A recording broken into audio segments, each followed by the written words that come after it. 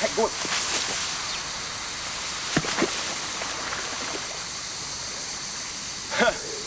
They don't call me the crocodile man for nothing. You think this guy's dangerous? You should see what I've got in me shed.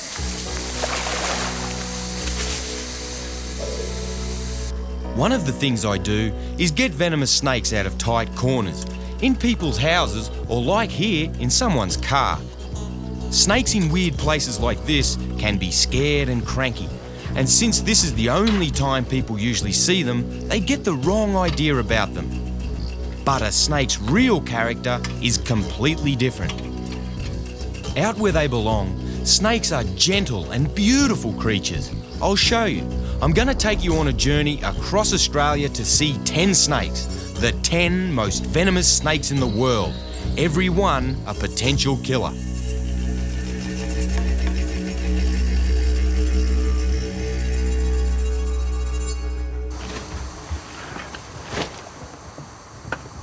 I'm Steve Irwin, and I know a thing or two about snakes. I was raised with them. My father founded the Queensland Reptile and Fauna Park near Brisbane. Now I run the park, but today I'm off on an adventure. It's the trip of a lifetime to track down the world's 10 most venomous snakes. Fortunately, they all live here in Australia. Why this country has such lethal snakes, nobody's sure. It could even be an evolutionary accident, but by crikey, it sure makes my life interesting. This trip's gonna be great.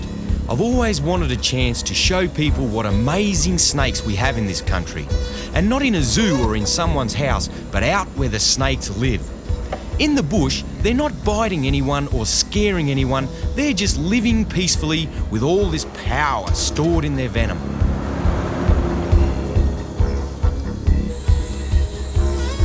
We've still got a long way to go before we find our first venomous snake, but I've got to show you this.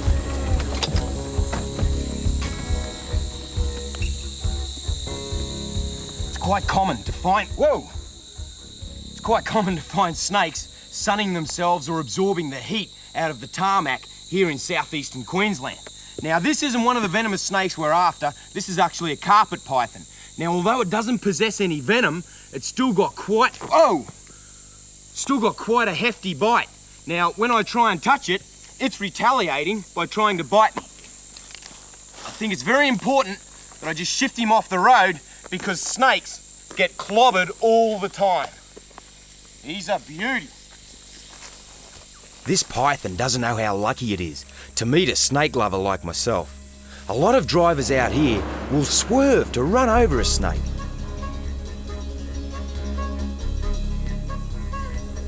Back on the road, I'm leaving central Queensland behind and heading north to the Great Dividing Range.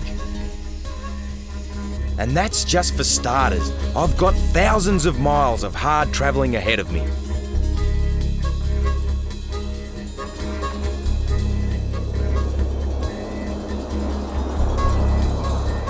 The first stop's Darwin in the Northern Territory. This tropical city is home to number 10 on my list, the 10th most venomous snake in the world. It's the Western brown.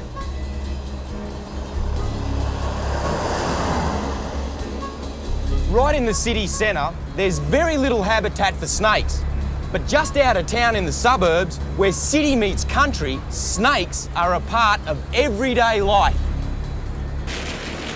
Western browns have been living in this area for a lot longer than humans.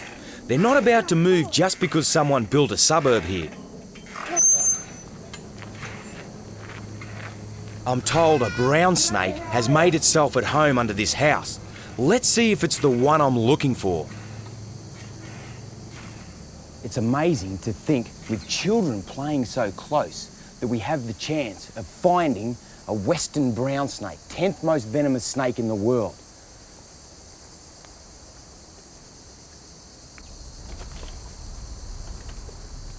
Up here in the hot, tropical north, the sun is very intense. And of course, these buildings create the perfect shaded areas, nice and cool, for a myriad of dangerous animals. Mice and rats often dwell in amongst the rubbish, and of course your venomous snakes come searching for them, and this tarp is a great place for snakes.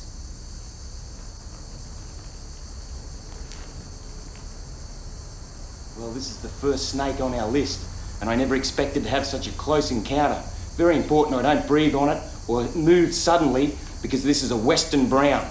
Real healthy looking one too. They're quite a volatile, dangerous snake, and in this confined area underneath a house, let alone in close proximity, he's best left alone.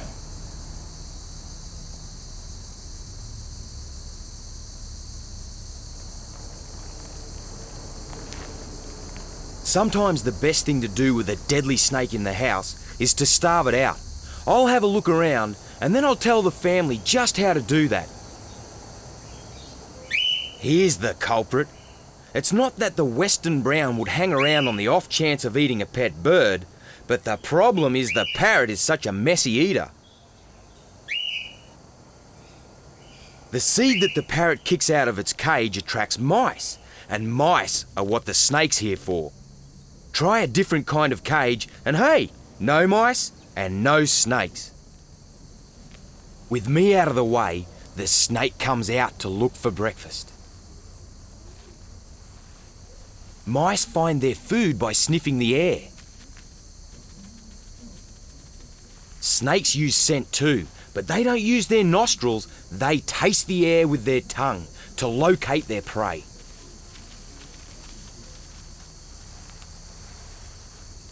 No feet means no footsteps. Mice can hear very well, but they still won't know about the snake until it's too late. The tongue flicks, tracking the mouse long distance, and the mouse is as good as dead already.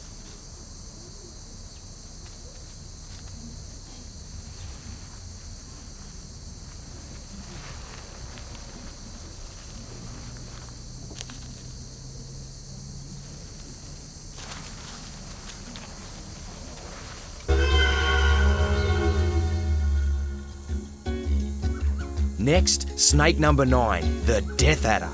To find this one, it's back into Queensland. We've got to get out into the real bush.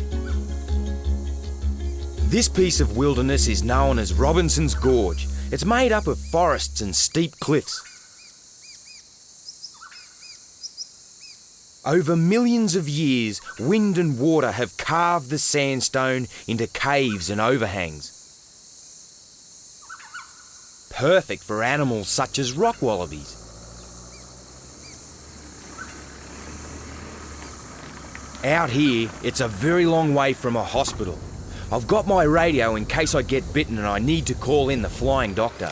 I'm also carrying pressure bandages, the best first aid for snakebite. This place is so remote, the rock wallabies haven't learned to be afraid of humans, even me.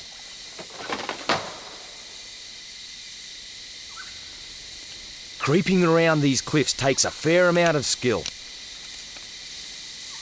It's not quite as easy as crawling under houses. Death adders usually live on the most inaccessible ledges.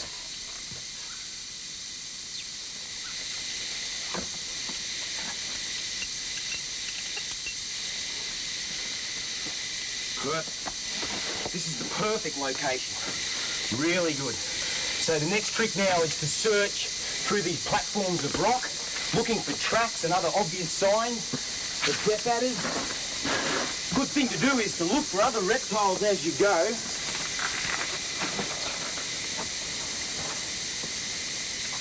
The sun's pretty hot right now, and there's probably some around here cooling off in the shade. Here we go, this is it. You can see here, these are very distinct death adder tracks, pushing the sand down. This is brilliant. Now we're going to have to be a bit careful because we're close. These snakes won't move out of your way. They'll wait until you stand on them. He's come along here, flattened out, down towards this leaf litter.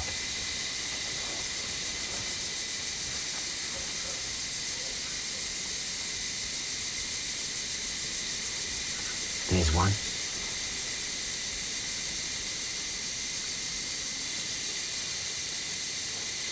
What a little beauty.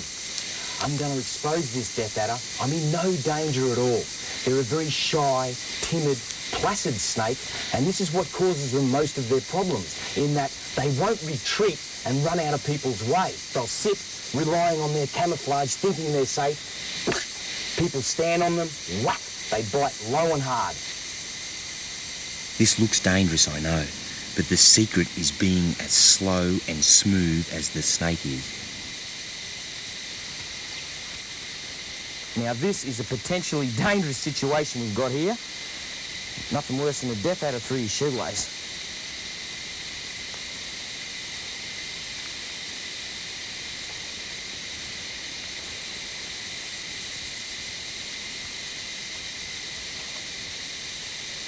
Have a look at this little beauty. Aren't they glorious? This is the death adder. Very short, stout body, quite a large, boofy head, triangular-shaped head. Now, death adder by name, not by nature. As you can see, the death adder is very placid, very quiet and timid, and very uninclined to bite or strike. Just got to keep my fingers out of the way.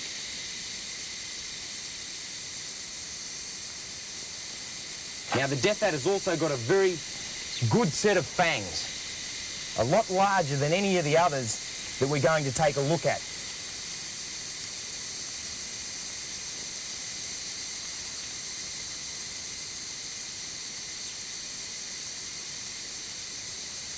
He's settled down nicely, straight back under his leaf litter. It's important for me to remember that I'm a visitor in his territory and this is his environment, so I better get out of here because I've got a heck of a climb before sundown.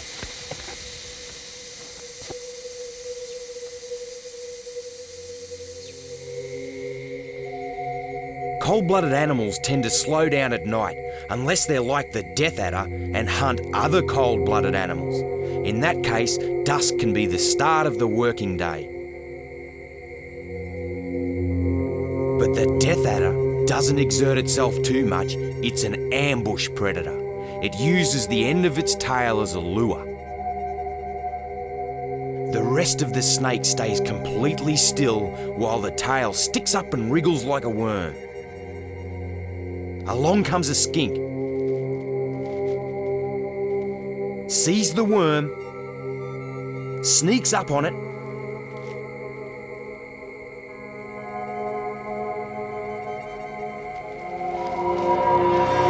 pow! Gets a deadly injection of venom. It's a huge overdose, a lot more than is needed to kill one skink. But the death adder doesn't strike very often. It won't need another meal for 3 or 4 weeks.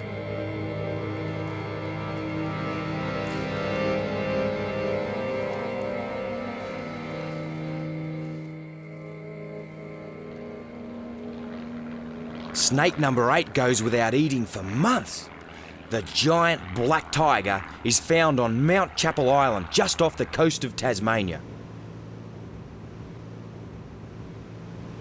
Aboriginals used to call this the moving island because it heaves with 6-foot-long snakes.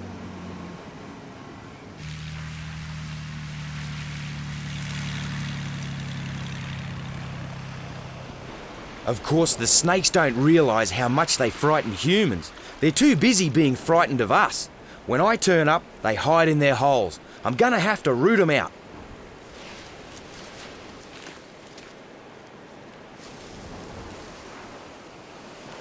This island is absolutely riddled with burrows. Now here's a relatively fresh one. Just have a little look down in here. Oh! The holes are actually dug by birds, mutton birds. They were named by local people for the way they taste. Masses of them breed here every summer, and their chicks provide enough food for the snakes. The chicks take a couple of months to grow their feathers and fly away. After that, the snakes don't eat for 10 months until the next mutton bird season.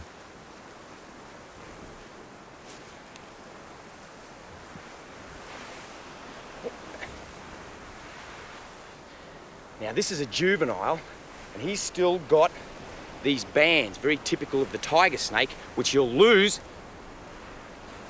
as he reaches adulthood. And you can see how nippy he is. A little bit naughty. Whoa, now, check this out. Here's the difference. This place crawls with snakes. Have a look at this one. This is an adult. Very large. Probably got a mutton bird in his belly there. And he's lost all those bands and his solid black colour. And he's a beauty. Now, unlike that smaller one, he'd have no natural predators. And he's very quiet. When I'm handling snakes, I try to be as gentle as possible. I don't grab them behind the head the way that everybody thinks you should. That can hurt the snake and it'll make it want to bite. Snakes have very delicate backbones, easily damaged. I always try to support the body with my hands and make sure a part of it's resting on the ground at all times. Just let him go back down this mutton hole.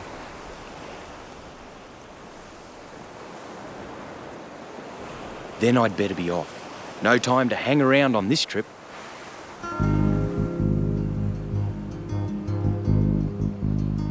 As I catch my lift back to the mainland, mutton birds return to the island after several days feeding out at sea. They're bringing back fish for their chicks. When the chicks are big enough, all the birds will fly north, but the burrows won't be left empty. They'll be used as nurseries by female tiger snakes. Unlike most snakes, these ones are born without an egg.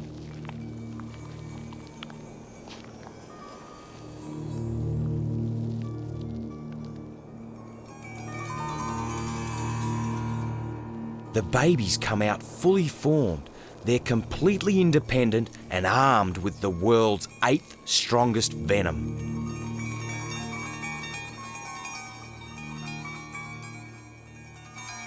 My number 7 is another kind of tiger snake. This one's back on the mainland in Western Australia. It's a swamp dweller.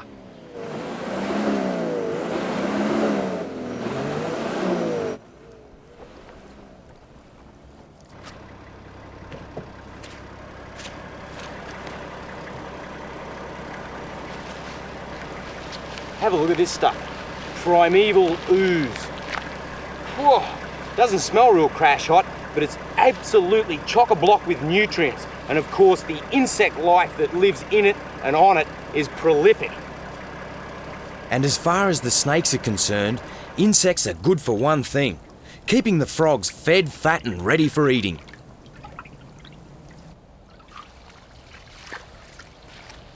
As a general rule, if you use good solid footsteps, snakes are quick to get out of your way. Now, I've been very stealthy, very tender with my feet, and the reason being there's a snake in here. They have no ears. They sense vibration. Footsteps pounding away, snake will scatter. So if I get over the top of this snake and shout at it, "Hey, snake!" it won't react. It can't hear me.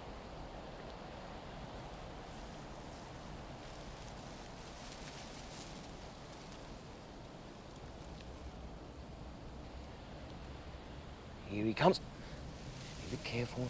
What I need to do is get him over here on the flat ground so we can deal with him.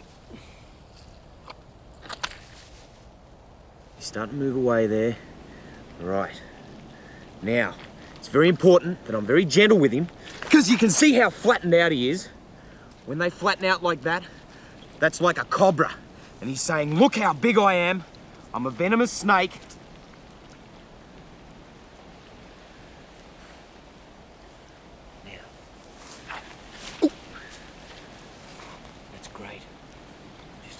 Be careful.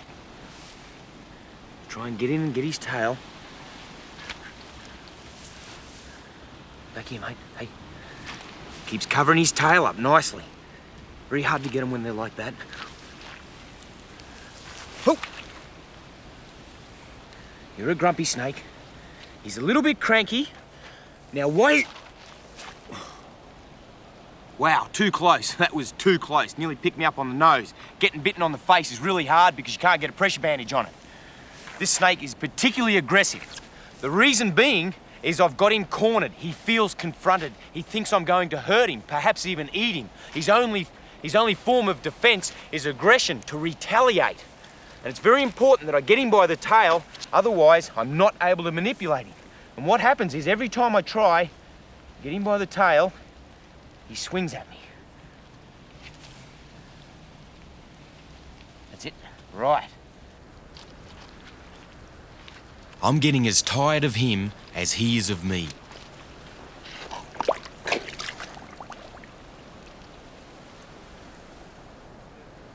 I may have given this western tiger a bit of a fright, but he soon recovers and starts looking for frogs again.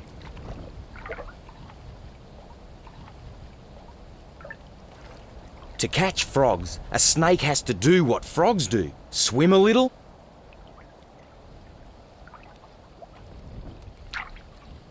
and climb a little.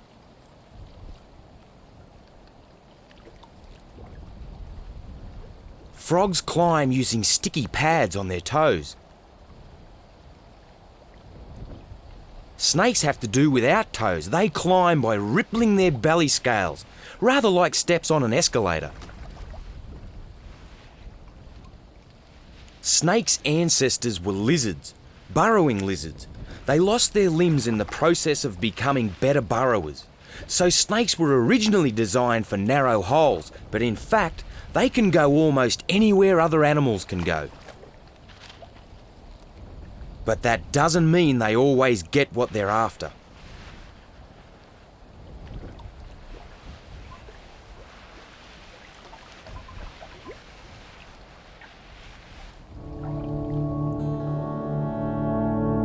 For snake number 6, I'm at the Great Barrier Reef.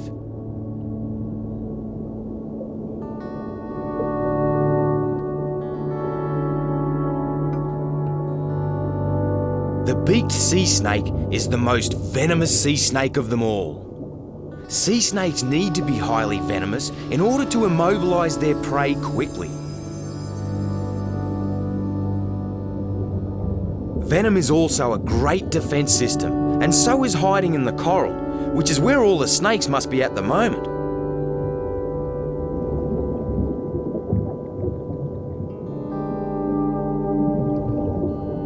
Well, here's one at last, but it's not a beaked, it's an olive sea snake. Its tail is sensitive to light. It senses potential predators like me by detecting their shadow.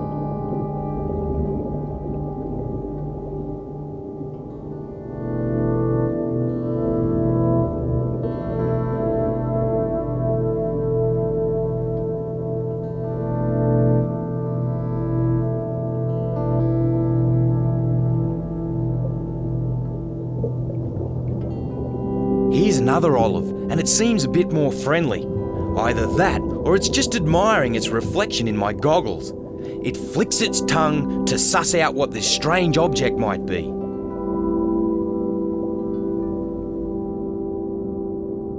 But it soon loses interest when it realises I'm not another sea snake.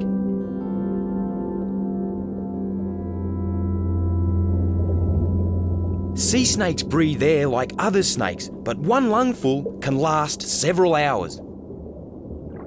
Longer than my scuba tanks can anyway. On my way back to the boat to dump the empties, I've spotted what looks like our target snake. No time to change tanks, I'll just go for it with me snorkel gear.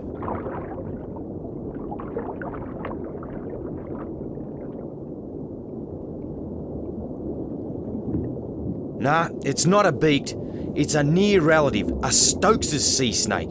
It's a real big one too, especially this close up.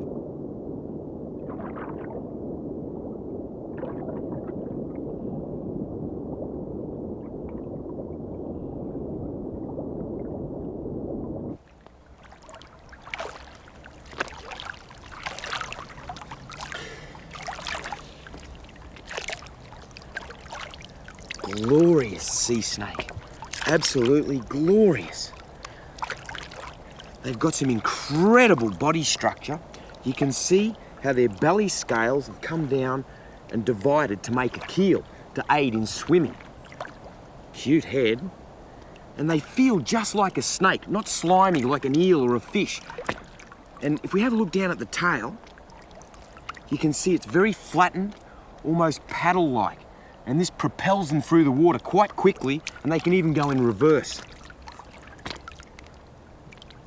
You can see, like all sea snakes, they aren't aggressive. They breathe air, just like we do. So bringing her to the surface is no harm. She's quite placid. And take a look at those nostrils. See how she opens and closes them? They're totally watertight. Let's just let her go and see what she does.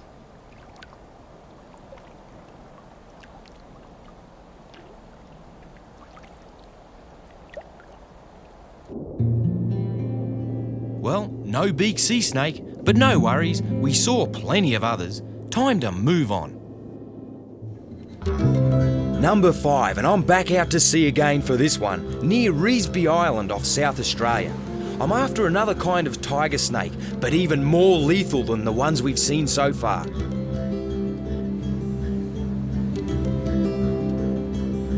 When I set foot on Revesby, I'll be its entire human population.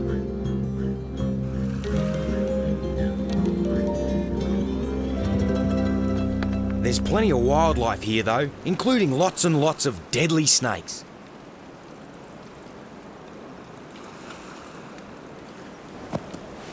The weather changes on this island are quite rapid. 1 minute it's sunny, next minute it's cloudy. But I actually think that this cloud cover is going to work for me. Perhaps there'll be a few tigers out. The term cold-blooded can be a bit misleading. What it means is you don't have your own internal heating system. You're more or less the same temperature as everything around you. If you're cold, you go out in the sun to warm up. If you get too hot, you go to somewhere cool. A cloudy day here is about right for snakes to be out and about without boiling over.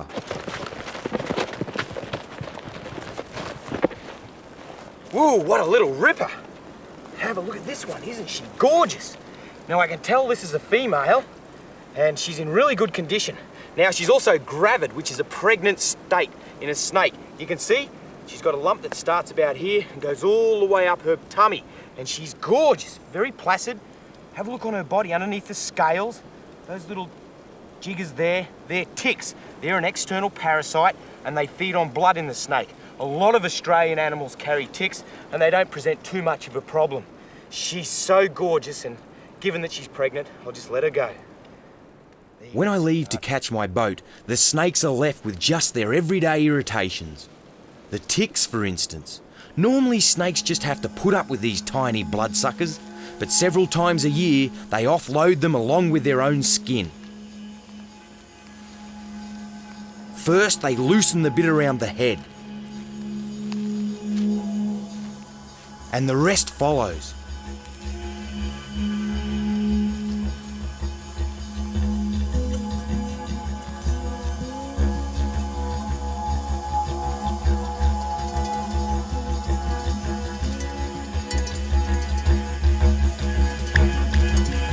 One totally tick-free snake, for a while at least.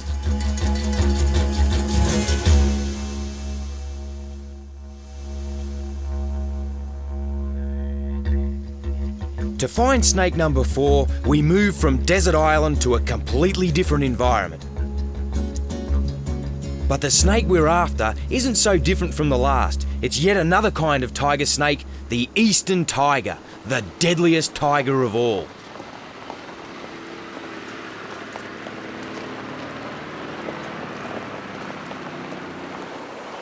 The Revesby Island tiger snake had difficulties getting out of the sun. But here in the forest, the eastern tiger has the opposite problem, a lot of shade. It homes in on openings in the forest canopy where sunlight can get through. These are easiest to find along the edge of streams and rivers.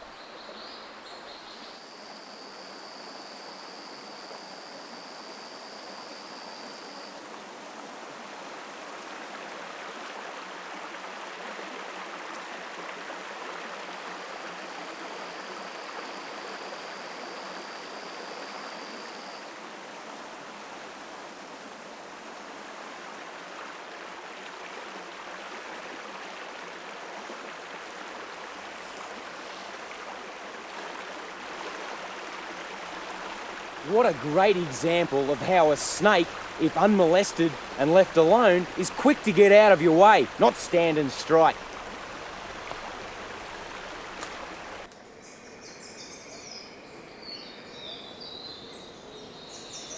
The rainforest is a great place to see other wildlife too.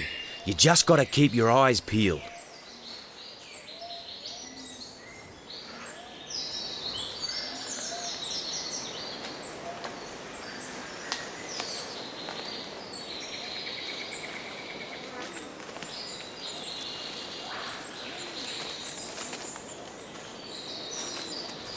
One creature you might see is this rainforest dragon. It doesn't bother to run because it feels well camouflaged amongst the leaves.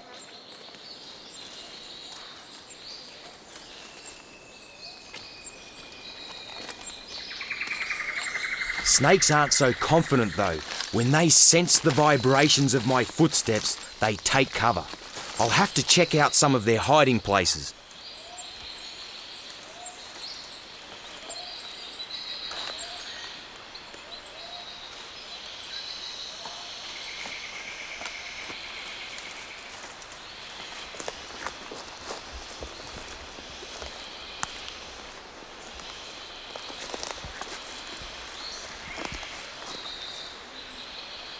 Here's one here.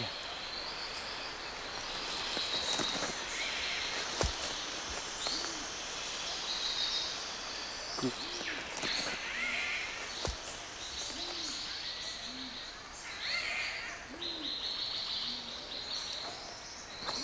Unreal.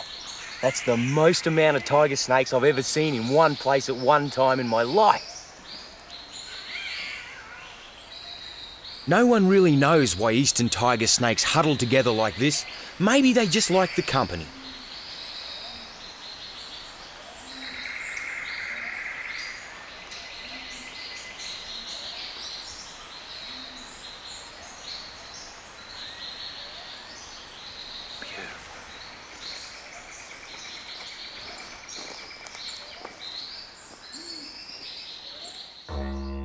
Well, we're down to snake number 3. We're leaving the wilderness and heading for eastern Queensland's sugarcane fields. This is taipan country.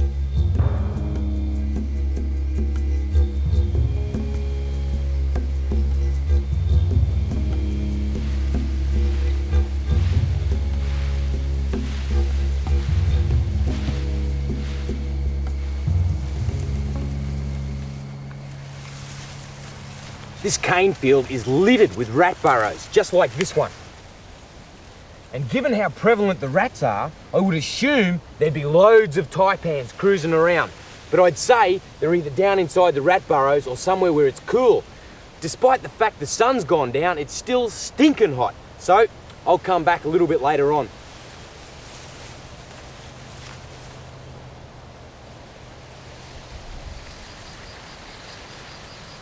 Night isn't necessarily the best time to find taipans, but when it's so hot during the day, it's probably a better bet.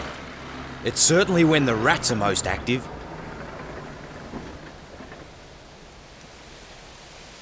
It's gonna be more risky for me though, simply because it's harder to see what's going on around my feet.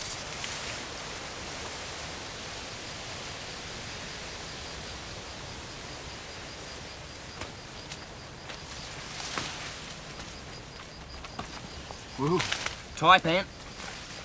Thing with the taipan is, they're one of the stealthiest snakes in the Australian bush and would be the most dangerous snake that I'm going to be dealing with on this entire journey. Beautiful specimen. They've got a habit of coming straight back up over their own body and whistling past your ear. So let's have a look at him and then I'll just release him on his way. Righto, mate. Good hunting. I work with snakes every day, but taipans really rattle me.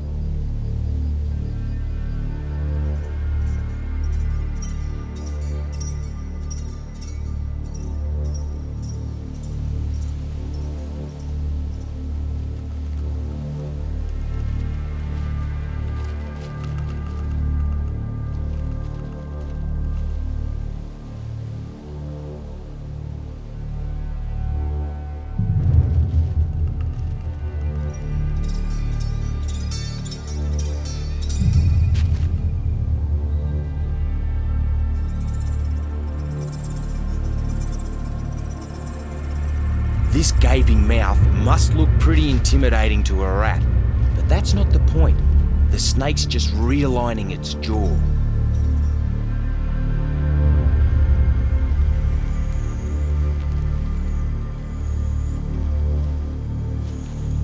The rat's cover is soon blown wide open.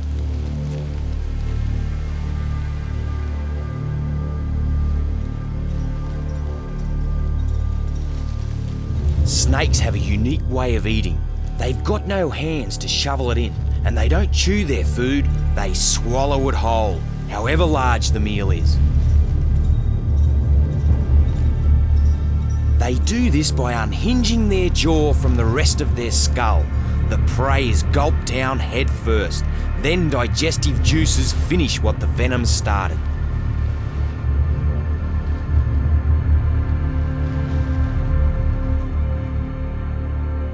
To see the second most venomous snake in the world, I'm going home to Brisbane, stopping off at the reptile park to say g'day to my animals.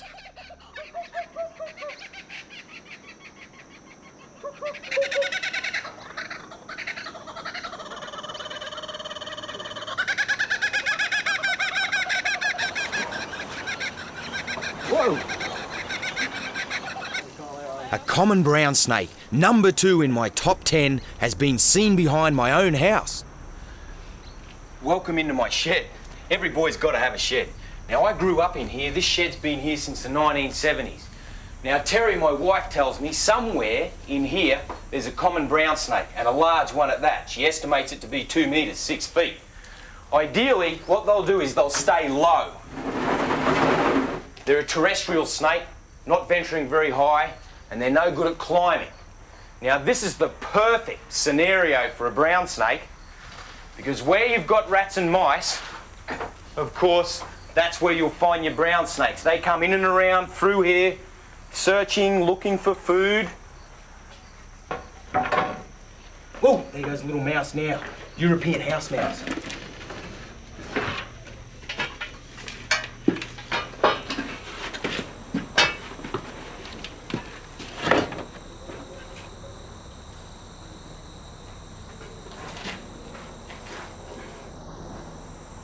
And there's the little beauty.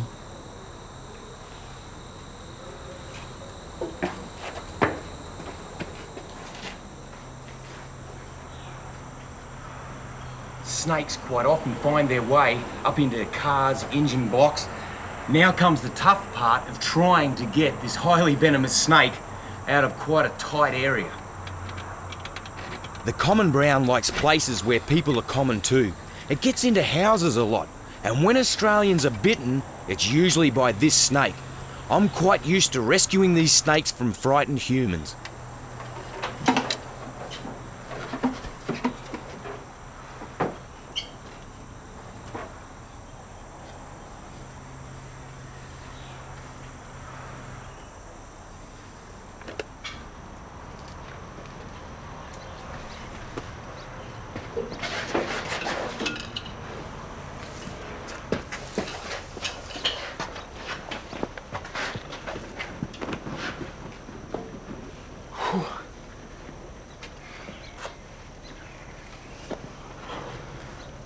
Wow, what an epic. Common brown in that kind of environment is certainly very dangerous.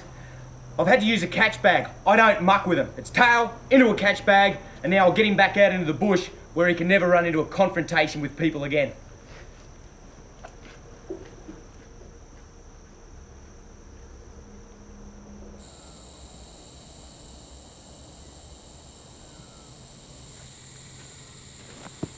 This is one of the greatest rewards for me, being able to release a potentially dangerous animal back out in the wilderness where he belongs.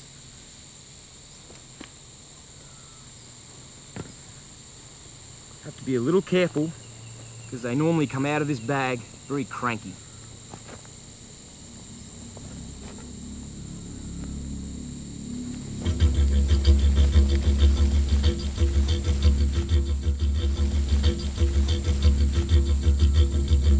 And now it's time to meet number 1. The snake at the top of my list, the most venomous snake on the face of the earth. And for this, I'm heading into the outback, to the back of the outback.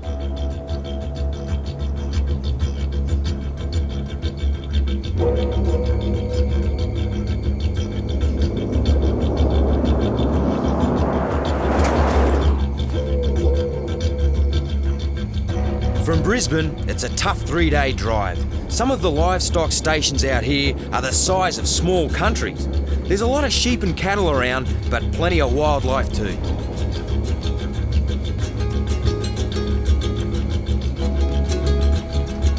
For this last encounter, I've brought along my best mate Wes. And we're taking motorbikes because where we're going, even four-wheel drives are up the proverbial creek. If you were gonna get bitten by a venomous snake, you couldn't choose a worse place. We're miles from any kind of medical help. That's why I've brought along Wes as backup.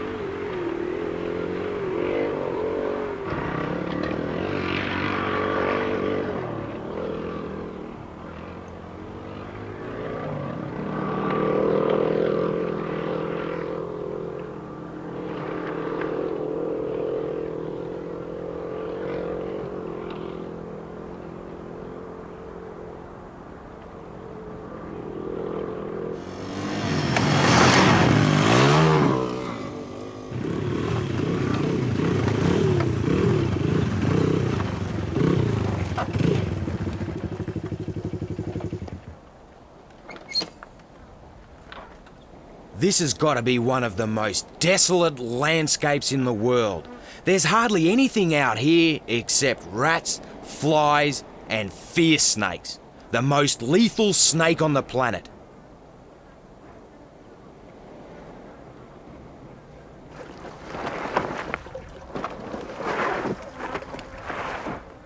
This is my country, and I've grown up out here. And the fierce snake, he's an old mate of mine. But I tell you what, if you take a hit in a remote area like this, even Wes won't be able to help me. The fierce snake possesses enough toxins that in one bite, he'd be capable of killing over 100 adult humans. Pretty awesome. I've been handling snakes since I was a kid, and I've never been bitten. But that doesn't mean I'm not nervous. You've got to have respect for these deadly snakes, and when you're handling them, you can't let your mind wander.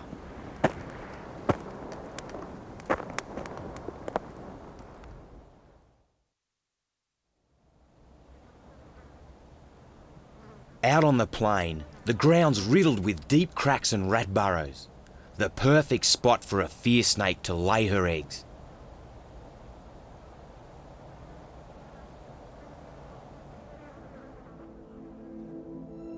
This clutch is just about to hatch.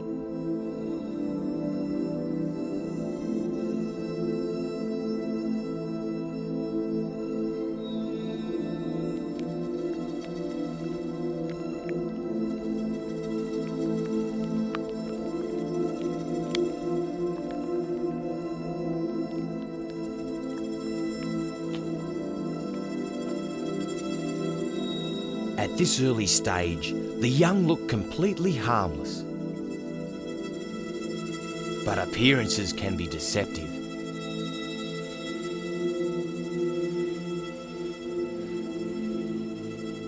Each baby fierce snake already carries enough venom to kill several grown men.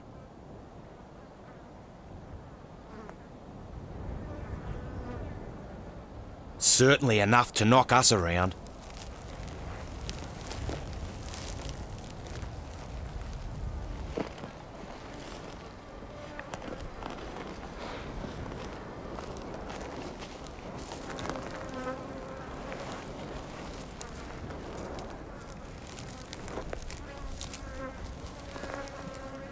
The fierce snake.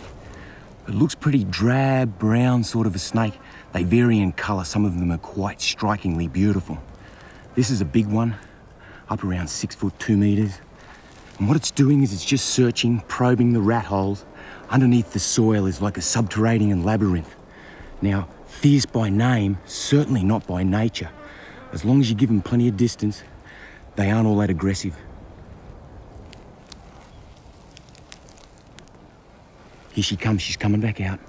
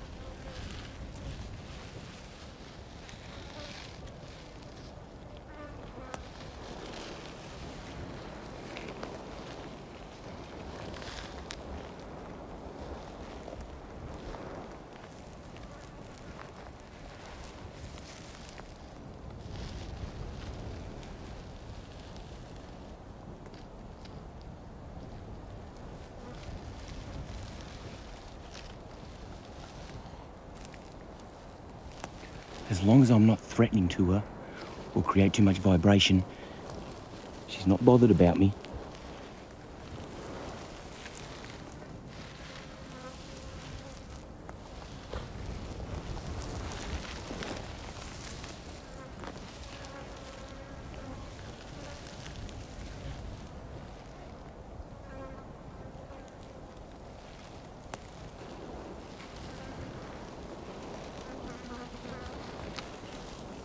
Whew.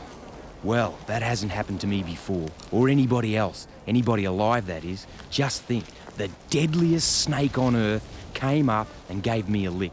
Good thing she didn't like the taste much. We've just seen the 10 most venomous snakes in Australia in the world. Yes! Woo!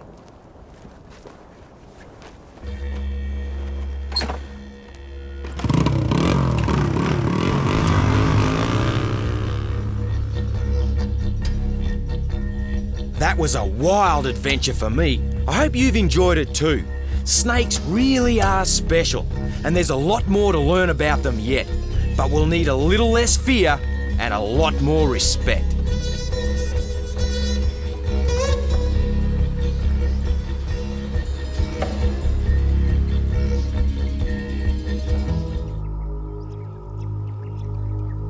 In the northeastern corner of Australia, where the top end meets the sea, lurks a relic from the days of the dinosaurs.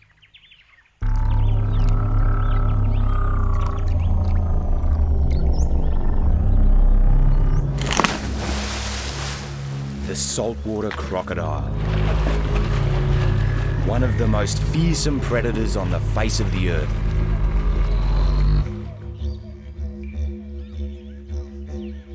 But even salties have their sweeter side. Like most wild animals, they just want to be left alone to feed, breed, and rear their young.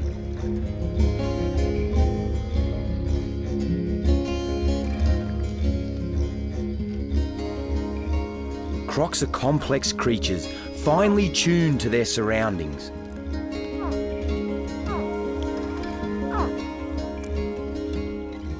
But since this grows into this, it's easy to see why their reputation goes before them. Oh! This is an Australian saltwater crocodile, and you've got to be really careful when you're dealing around these huge predators. They've got volatile speed and very, very powerful.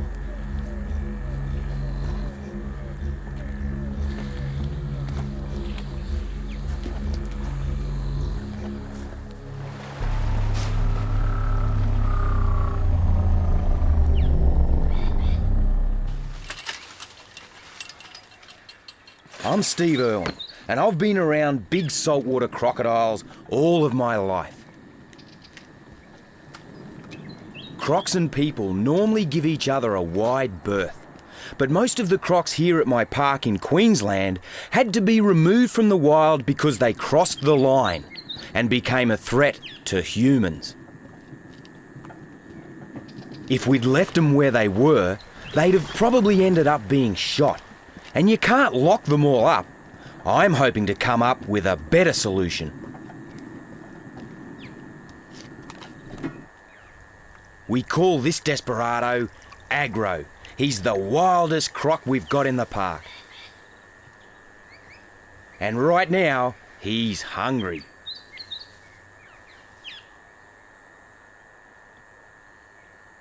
I want to give my crocs as natural life as possible, which means there's wild pig on the menu. And I'm using myself as live bait. Watch Agro slip into an ambush position. Right now, I've got no idea of knowing where he'll strike from. He's made himself completely invisible.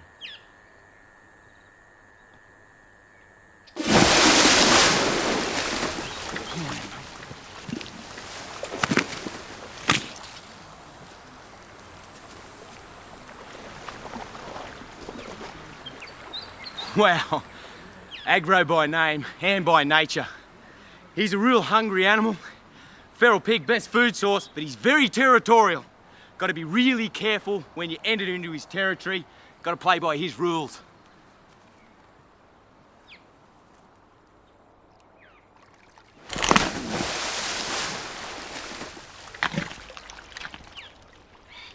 Here in Australia, they call me the Crocodile Man. When a croc like Agro starts playing up, I'm often the first one to hear about it. I've just had a call about another problem croc, but this time I won't be bringing him back to the park. I want to try a new idea. Crocs like Agro can live for 100 years and they have long memories. I want to see if we can teach them to mend their ways, give them a lesson they'll never forget.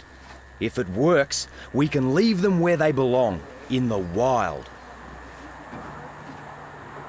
An operation like this takes teamwork. That's where my wife Terry comes in. And Wes, my right-hand man. It's a bit like tying down the Queen Mary. What are you doing? At least ours won't fall off, mate. And I wouldn't go anywhere without Duggar.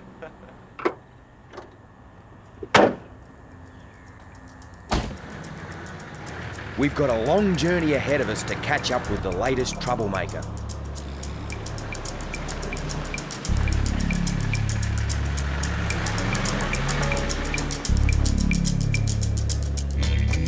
From our starting point near Brisbane, it's a 3-day drive north into croc country. Saltwater crocs are found right across the top end of Australia. Until they were protected in the 70s, they were heavily hunted for their valuable skins. Now populations are recovering, but more and more people are entering crocodile territory, even in the most remote areas, and that means trouble. We're headed for Lakefield National Park, a key area for crocodile conservation.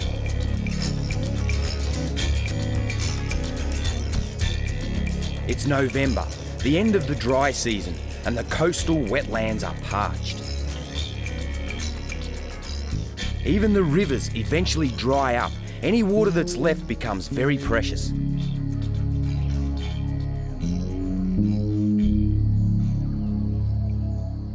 With temperatures over 100 degrees, the best thing to do is while away the day in a shady wallow.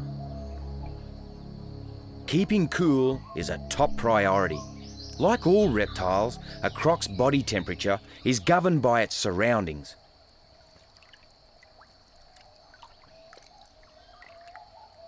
This one looks like a big old male. Older crocs are usually darker in colour. This lighter specimen is a much younger croc. In croc society, there's only room for one king of the pond. The biggest, strongest male will drive any rivals out of his domain. He's usually the one hassling humans too, but if you take him away, you disrupt the hierarchy of the croc community. Weaker males will fight for his crown and mate with the females, passing on weaker genes. Despite their name, salties aren't confined to tidal regions. They also inhabit freshwater lagoons. There they rub shoulders with Australia's other croc, the smaller freshwater variety, far less aggressive than its much larger relative. Freshies are too small to do you or me any real damage, but this little bird is pushing its luck. You can tell a freshie from a salty by its long, narrow snout, well worth knowing when you're out in the bush. While freshies eat small prey like crayfish or even insects, a salty might fancy a piece of you. During the dry, water acts like a magnet for all kinds of wildlife, a mobile menu for the crocs.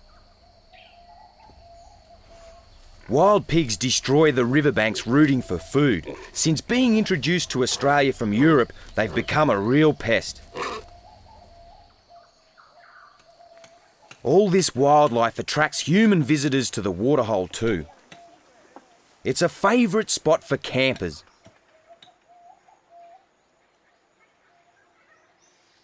And bird watchers.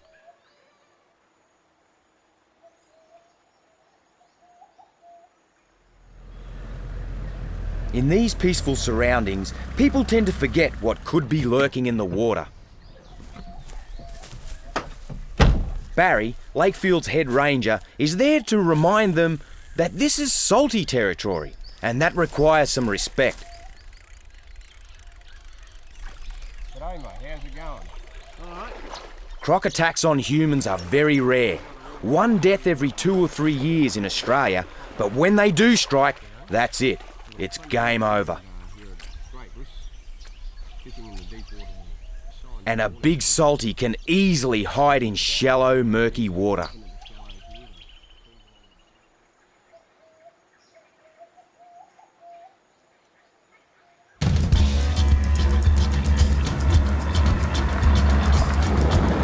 After 3 days on the road, I'm itching to get on with the job.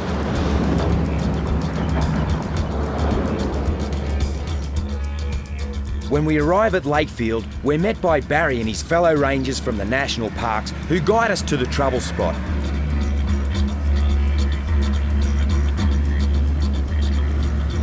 Because of the problem croc, the area's closed to the public at the moment.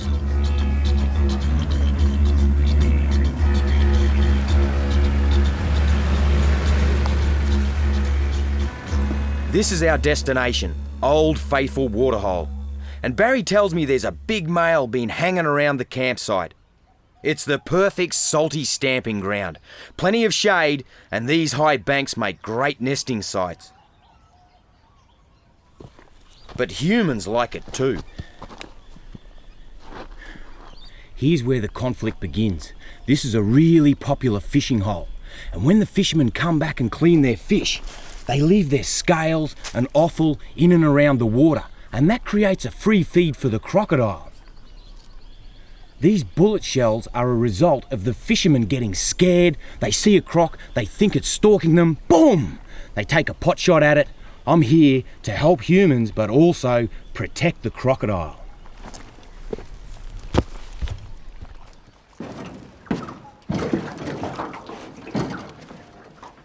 First, I want to have a scout around the area with the help of Barry and his fellow ranger, Ron. Everybody right? Yeah, mate. This is their patch of bush, and they can show me any signs of recent croc activity. That way I'll know the best place to set up a couple of traps.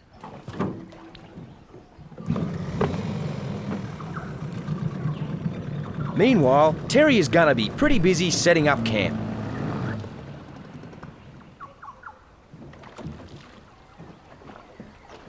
The bank opposite is the best place for me to start.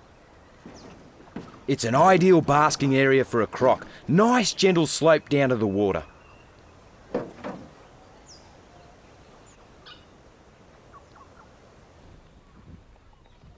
Ron soon spots something.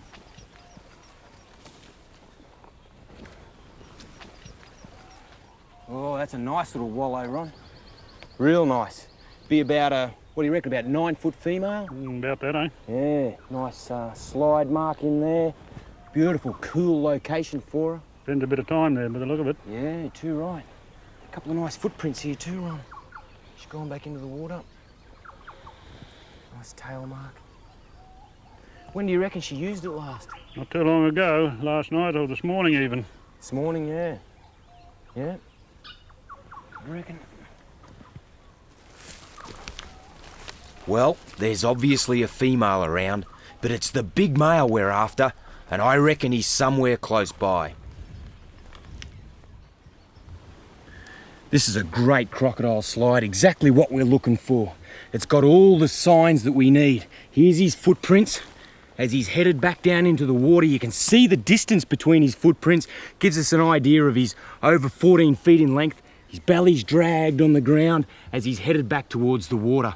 This is a great place to set the trap. He's coming up here to sun himself. Beautiful basking area. He's female just up there. We'll set a trap pretty close by.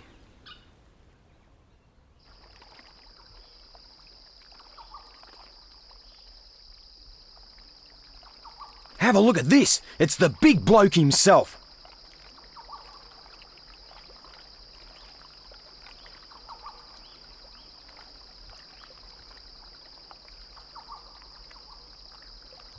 It's the breeding season, and that always causes extra conflict. Maybe that's what got him all steamed up recently.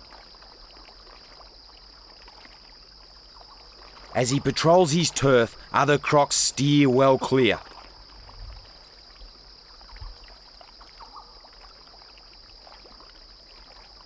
These young females swim quickly away, raising their snouts to show they know who's boss. An older female is more receptive to his advances.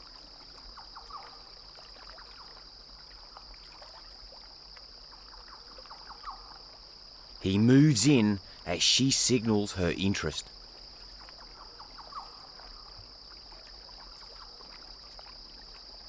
He's a gentle lover.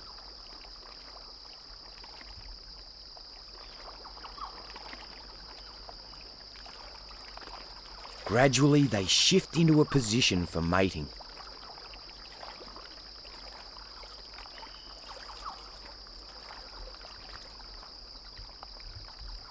Which takes place with the female fully submerged beneath the male.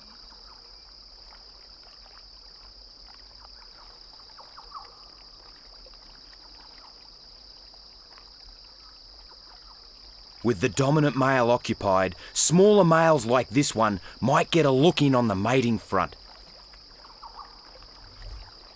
It's an opportunity not to be missed. He quickly pairs off with a young female, resting on a handy mud bank to mate. There's no time to lose. If the big guy spots this invasion of his territory, he'll attack without hesitation.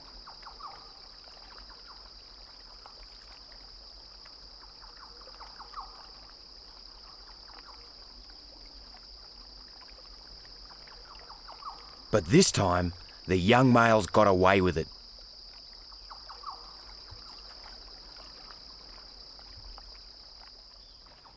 For me and the team, it's time to get to work. This is the ideal location for our crocodile trap site. This is a natural gully, and I'm going to utilise the crocodile's keen sense of smell to lure him in. I'm going to run barricades up each side of the trap because I've seen crocodiles come in from the side, get a scare or kill the trap, and then retreat. We want him coming up, right up to the back of the trap and grabbing hold of that big piece of bait.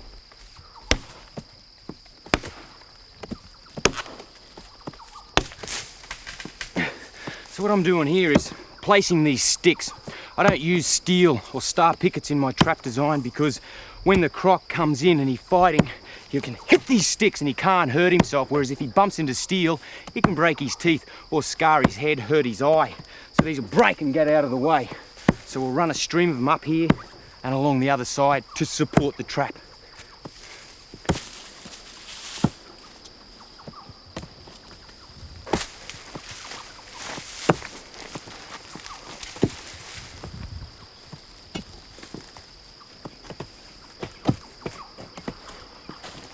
So you can just grab a corner here, lift the corner here, just pull it up for a sec.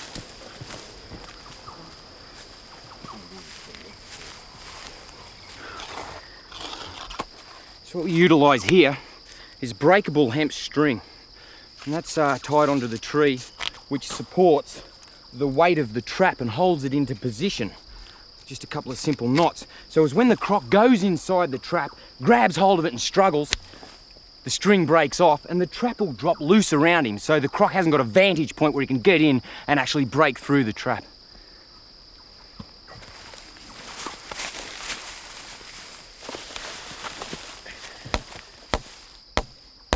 This is the trigger mechanism. It's absolutely crucial. So we have a nail low and a nail high, and that supports a little steel rod which holds the weight bags up. When the croc grabs hold of the baits, that pulls the weight bag, down she goes. Meanwhile, Wes has spotted our target croc. Oh, I see. Holy snap and duck shit. Have a look at that. Look at that for a head.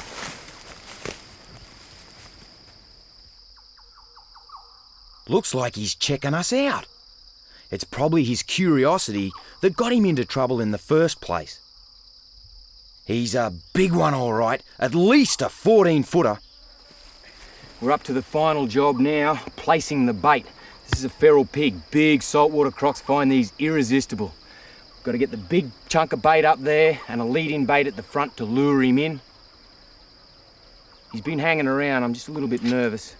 What I'm going to do is split the pig open, let its blood run down, soak into the sand, so it's got that real pig aroma.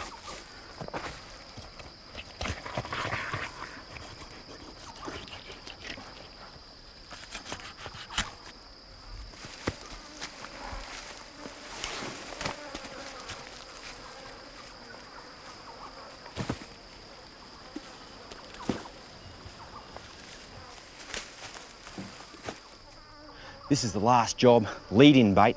Now what I utilise is a really strong nylon cord such that only a crocodile can break it. And I string it off the ground so as when the croc comes up, smells it and bites it, I'll be able to get a set of claw marks here and to distinguish if it's my target crocodile or not. It's just coming on to dark. I'm starting to get a little bit nervy hanging so close to the water. Righto fellas, let's go.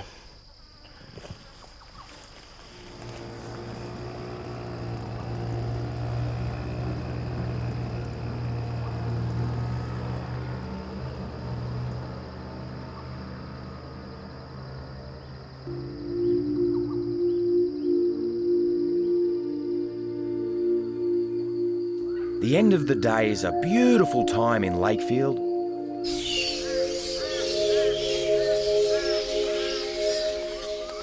Many of the park's nocturnal residents are just beginning to stir, including one of the world's largest populations of bats, little red flying foxes. There are 10 million in this colony, 3 times as many as the number of people in Sydney, Australia's largest city.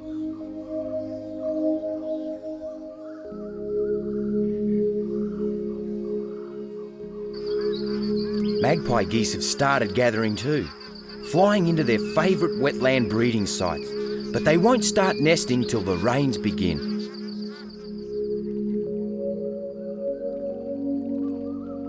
It's already getting cooler. Crocs spend all night in the water, which is warmer than the night air.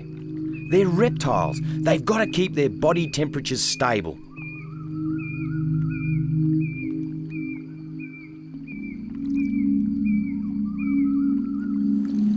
No thanks mate, we might call it an early one I think. Hey guys. It's been a big day for me and the team. Terry and I decide to have an early night. But as we sleep, Others are at their most active. This nesting female must have been one of the first to mate this season.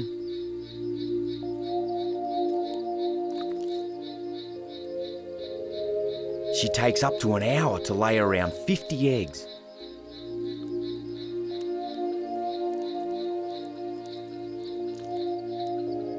The nest is a mound of dirt, grass and twigs, with a central chamber hollowed out for the eggs.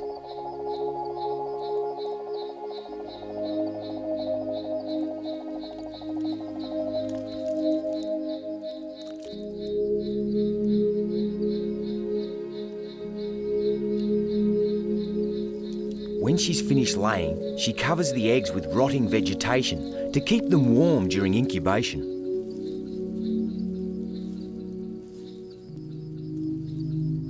If all goes well, they'll hatch in around 90 days' time.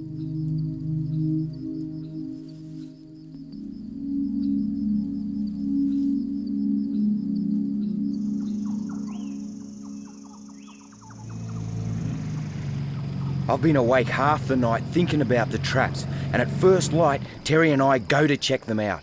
The first one was empty, but the other one looks promising.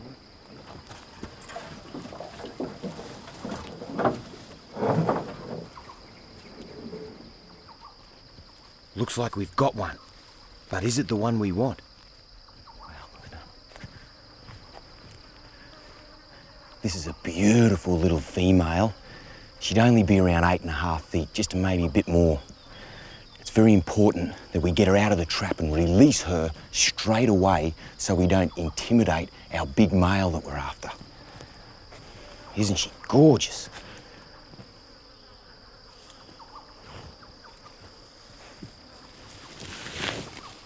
Our target male will have seen his trapped female and will most certainly avoid this trap. It's a good job we set too.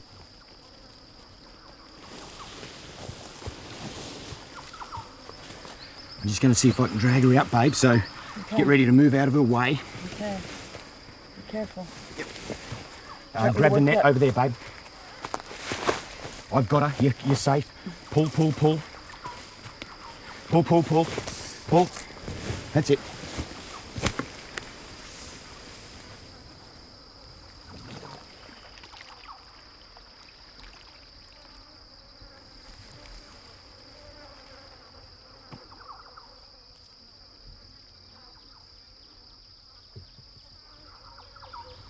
Didn't have an aggressive streak in her whole body.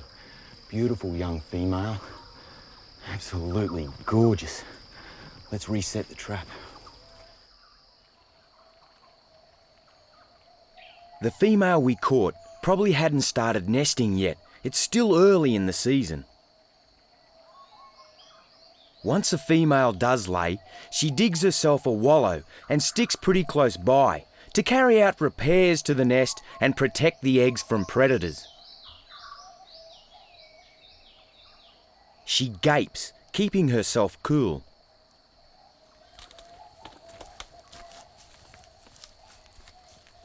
With the trap reset, Terry and I can take the time to have a look around. Looks like another crocodile nest up ahead. Wow, what a little beauty. Whoa!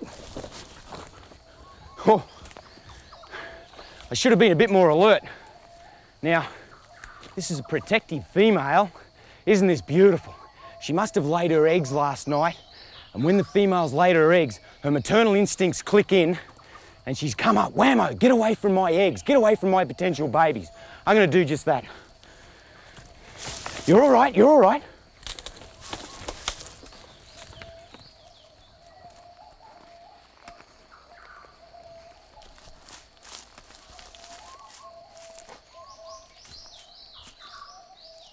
She'll probably guard the nest until the eggs are ready to hatch. But it's a long job, and not all mothers are so dedicated. This nest is unattended, and it's caught the eye of a peckish passerby.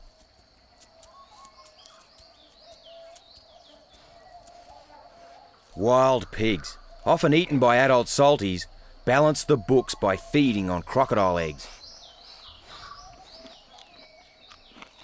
This one takes just a few minutes to devour and destroy the entire clutch.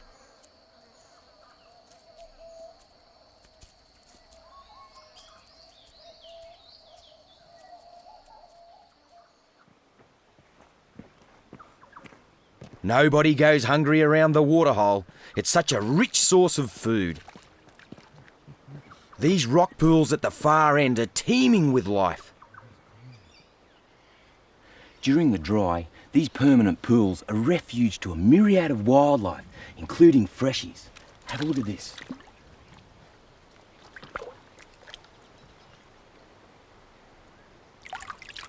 Here's the remains of last night's meal.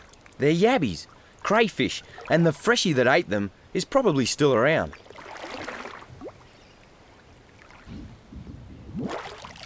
There's one under here.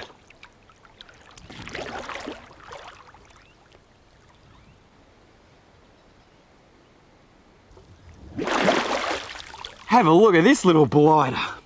Crikey, he's as fat as mud. These water holes are just crawling with wildlife. There's yabbies and fish biting at me, which is perfect for these little freshies. Hey, where you going, mate? Oh, he should come in. The water's so cool. These pools are also the perfect place to cool off. I think these rock shelves are all shaded over and keep it cool. Ooh, it feels great. But hang on a minute, what's that? Looks like something else had the same idea.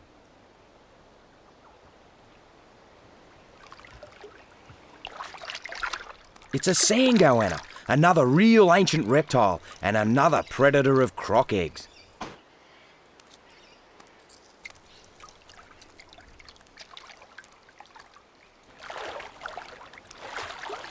If I can get close up, I'll show you just how big it is.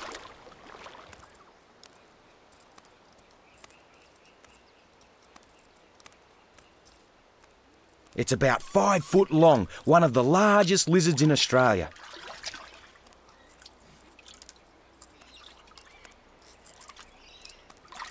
Reptiles have been here for a lot longer than humans, and they're better adapted to this rocky terrain. That forked tongue tastes the air, picking up any traces of a potential meal.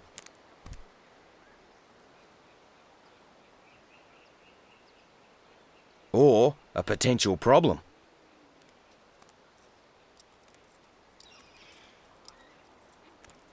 Like the crocs, goannas are masters of their domain, the product of nearly 100 million years of evolution.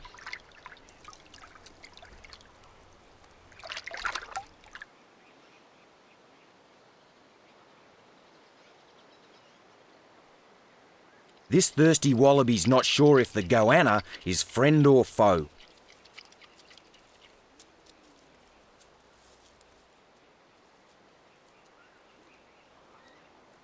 Faced with this puffed up throat, it's not hanging around to find out.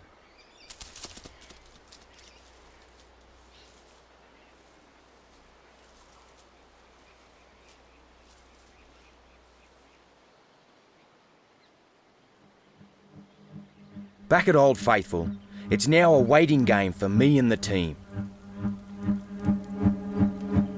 All we can do is keep checking the traps.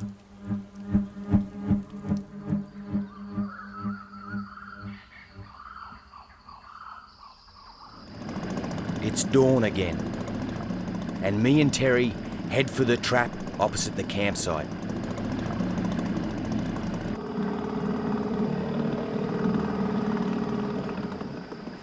As we get closer, we can see there's a croc in the net.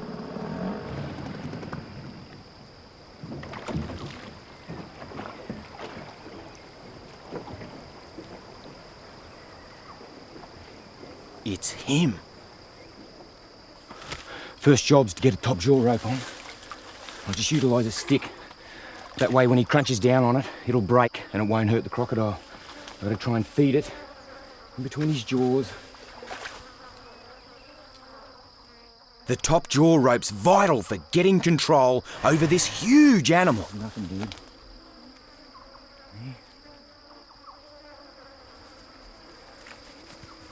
It's a very intense moment. The chance to try something nobody's ever tried before.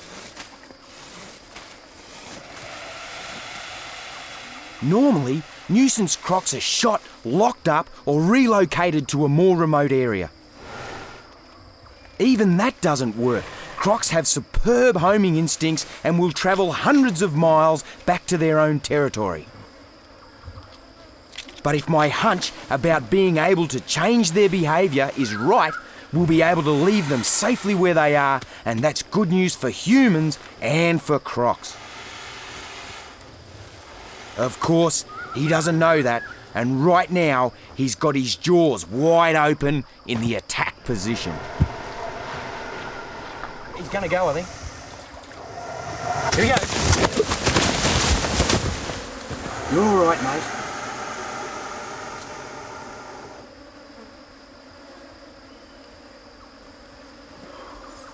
They don't fight often, but when they do, it's explosive power, and that's where this top jaw rope comes in really handy. Here comes me team. Give us a hand to get the barricade off, fellas.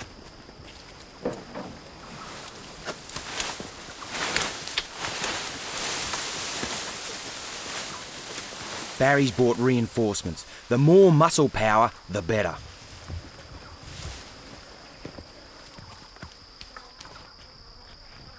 We need to... We just need a moment to be sure what's the best thing to do. We were gonna build an enclosure to hold our croc overnight, but looking at him now, he's just too big. What I think we'll do, mate, is... The most important thing is to cause him as little stress as possible. Despite their size, crocs are particularly sensitive to stress. They're designed for short, sharp bursts of action. A long struggle can be fatal. That's one of the drawbacks of removing them from the wild. The journey alone can kill them. We decide to leave him right where he is.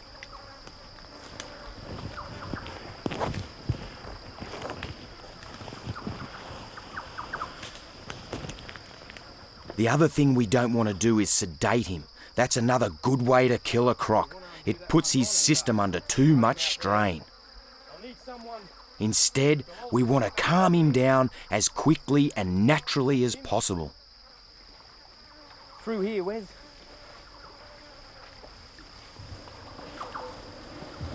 Okay, now, make sure you can clear it and just let it drop if I say. It's gonna go. Here we go. Put the weight on, that's it, hold him. We got him. Good work, fellas. I'm gonna keep going.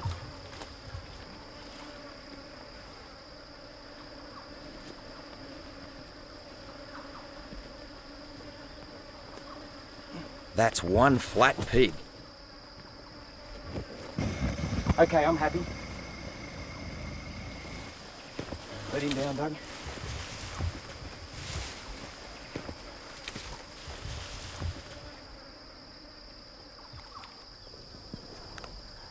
Now that we've got him secured, settled, and relaxed, quite comfortable, I guess, we'll get some buckets of water and we'll cool him down, keep him moist, because we've decided to keep him overnight, and we'll get lots of water in and around his cloacal region, wash all this dead pig around so there's no chance of infection, and try and keep him as happy as a pig in mud.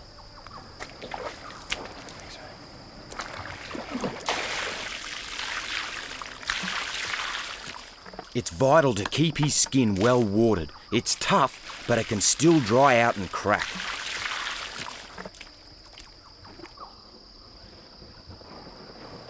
And a few hours in direct sunlight could be downright fatal. He's a reptile, so he can't regulate his own body temperature. We've bought a big tarpaulin to provide some shade. This is really nice and shady, quite cool with that breeze blowing through. It's important that we leave him alone now for a few hours just to let him relax.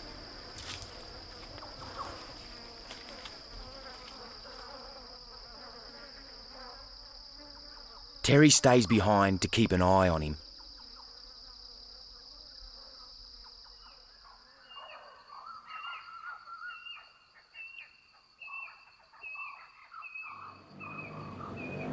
When night falls, Barry and I return to the scene to educate our troublemaker about spotlights and boats.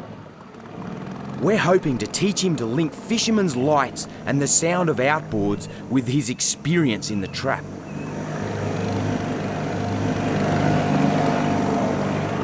That way, when we release him, he should be keen to keep away from them.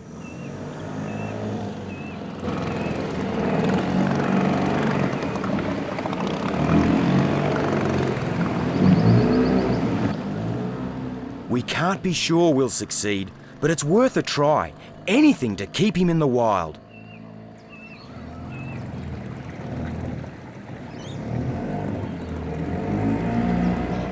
It's a long night.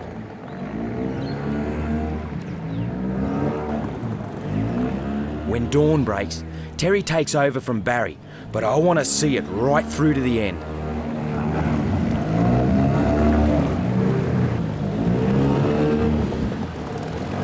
I really want this to work. And I'm depending on our Croc's long memory to do the trick.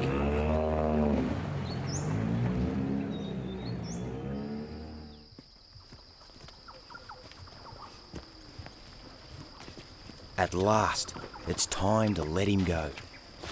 And again, it's all hands on deck.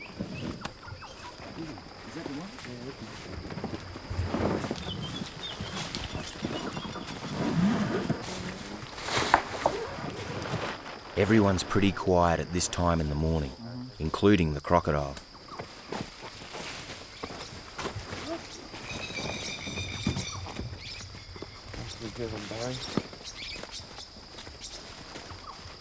Okay, grab the top jaw ropes and the anchor rope. And what we'll do is, in a minute, we'll just drag him towards the water.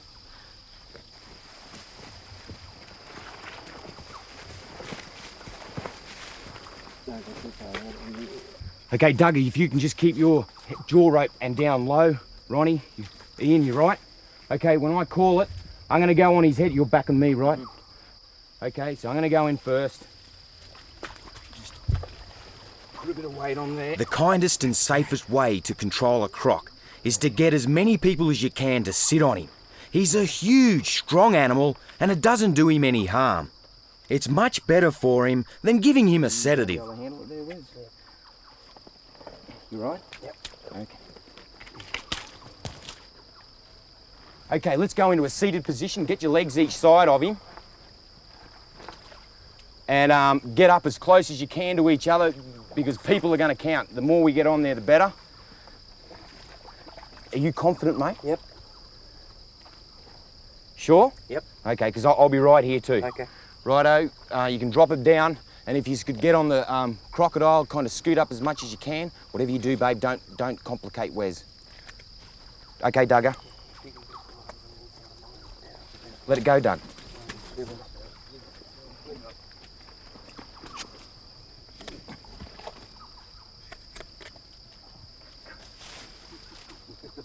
From here on in, if he starts to react, we're going to have to ride it out. There's no way he can get off or balk or do anything. It's just we're stuck with it now. This is it. So just hang on.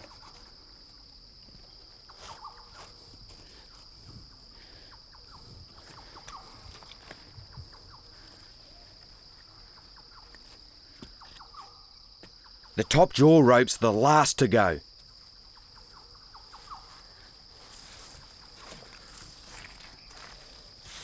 Can you grab that bazzer?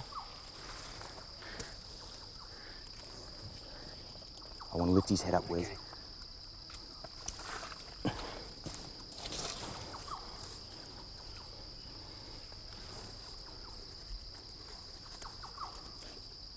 I never get complacent about those snappers, especially this close up.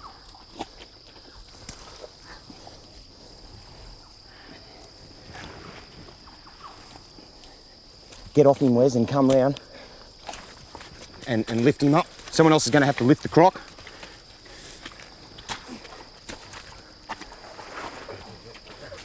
I need his front legs out. Front leg's coming. Get your weight off him, Tear. Okay, now I need move up onto his head tear. Bazza, follow up to the neck. It's a pretty tense moment. Everyone's got to be in exactly the right position.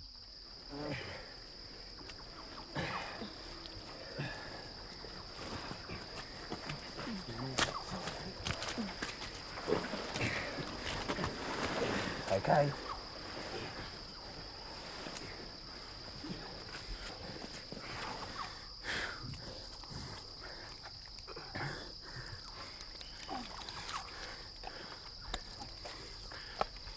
So his whole body from back legs has to come down towards the water. Okay, when I call it, I want everyone off, exit out the back and stand at, like out the back of him. I got the eyes. I got the eyes. Okay, go.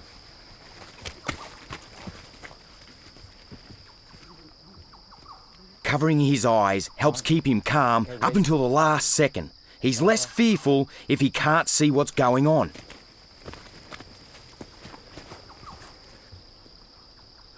He's a little bit disorientated. It takes him a minute to get his bearings.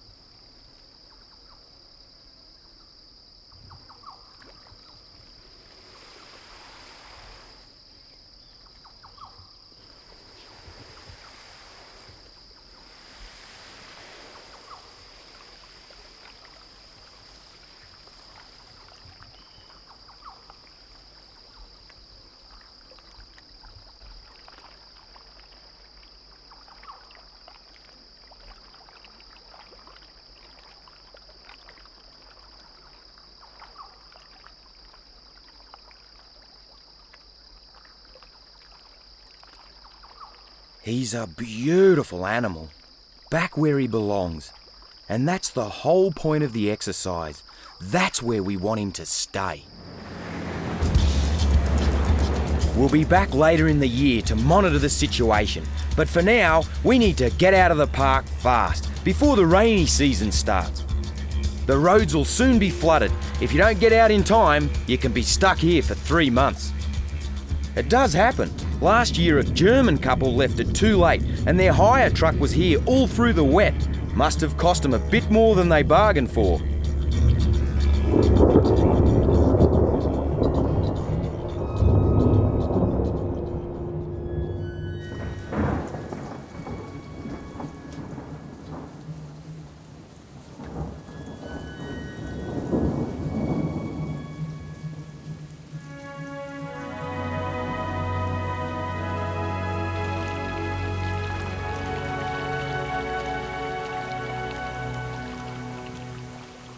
With the monsoon and rising flood levels, male crocs like to spend all their time in the water.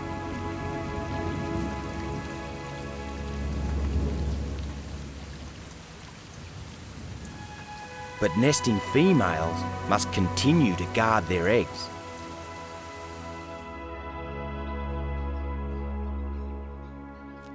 Other mothers take advantage of the new grass revived by the rains. As do the thousands of magpie geese that fly into Lakefield to breed. This thirsty dingo, skin and bone after the harsh conditions of the dry, can look forward to easier pickings to come.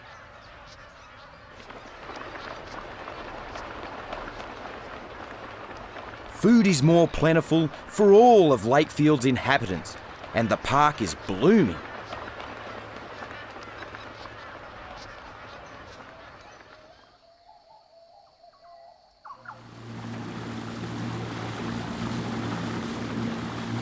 Three months after we left, Terry and I returned to Old Faithful to check on our problem croc.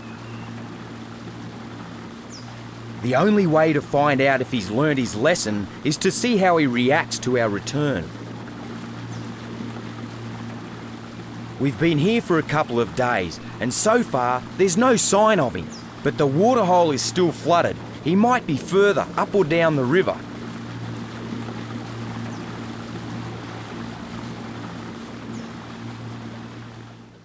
The rains have been really heavy this year, and for one mother, it was a disaster. The young female I disturbed back at the start of the breeding season didn't build her nest on high enough ground. It's waterlogged and the eggs are ruined.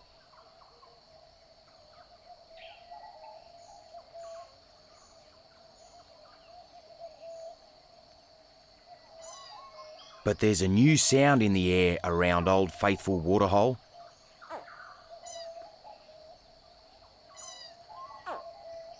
The female we saw laying has been successful. Deep in the nest, some of her eggs have already hatched and the newborns are calling to their mother.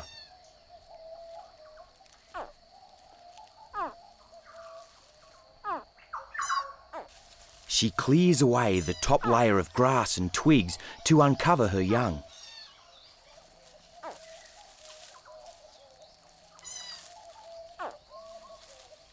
And the first hatchlings head for the daylight.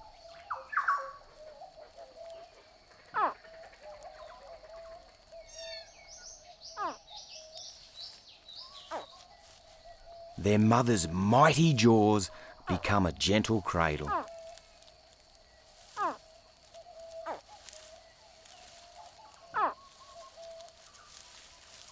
Some of the babies hitch a free ride to the water.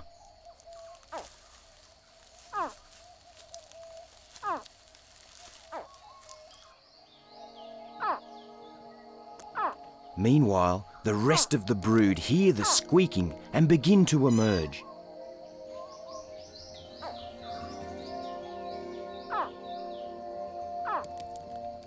The hatchlings are less than 6 inches long, but perfect miniatures of their mother.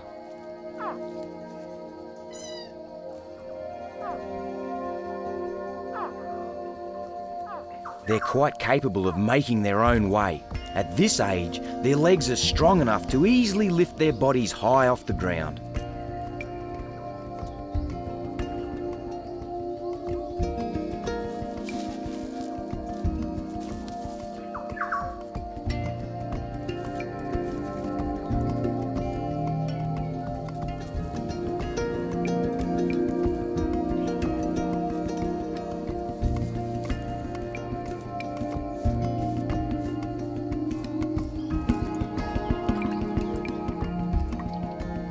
Once in the water, there's safety in numbers, so the babies gather together.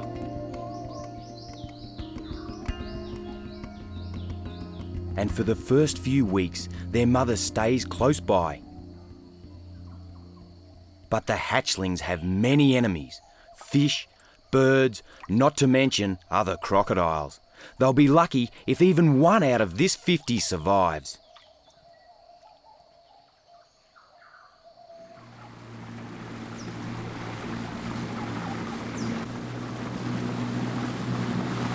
Right now, we're still wondering if our problem croc is going to show his face.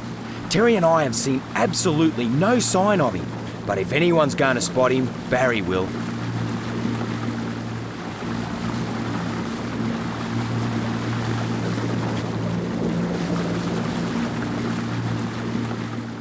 This is Big Croc headquarters, but he still doesn't seem to be at home. Then, suddenly, the moment of truth. There he is.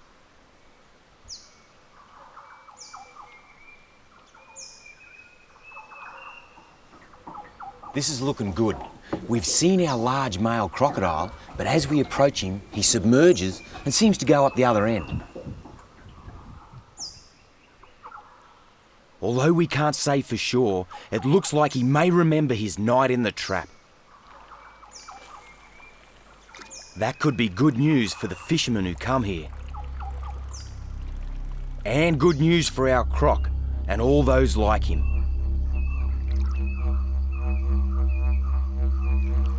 As human populations expand in Australia, we've got to learn to allow these super predators their space. This new approach could help us leave them in the wild where they belong.